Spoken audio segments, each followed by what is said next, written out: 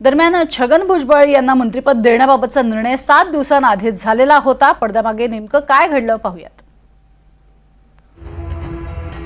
7 दिवसांपूर्वी छगन भुजबळांना मंत्रिपदाबाबत कळवण्यात आलं होतं। महायुतीचं सरकार आल्यानंतर डिसेंबर 2024 मध्ये विस्तारावेळी भुजबळांना संधी मिळाली नाही। तेव्हापासून छगन भुजबळ अजित पवारांवर नाराज होते। बीडमधील देशमुख हत्याकांडानंतर धनंजय मुंडेंनी मंत्रिपदाचा राजीनामा दिला। तेव्हापासूनच भुजबळांना पुन्हा मंत्रिपद दिलं जाणार अशी चर्चा होती, ती अखेर खरी ठरली। भुजबळांनी मध्यंतरी अजित पवारांवर टीकाही केली, मात्र चर्चेनंतर भुजबळ शांत राहिले। भुजबळ हे अजित पवार गटातील एक मोठा ओबीसी चेहरा मानले जातात। धनंजय मुंडेंच्या जागी आता भुजबळ मंत्री होणार असल्यानं पक्षातील इतर इच्छुकांच्या आशेवर पाणी फिरले।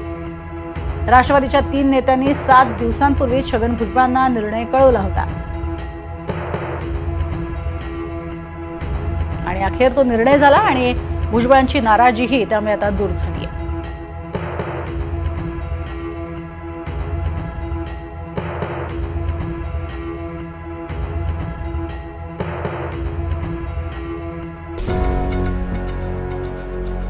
एकीकडे आपण बघतोय छगन भुजबळ हे मंत्रिपदी विराजमान झालेले आहेत, मात्र मुंडेंकडनं त्यांना शुभेच्छा देण्यात आलेल्या नाहीयेत। वेगवेगळ्या पोस्ट मात्र त्यांनी एक्स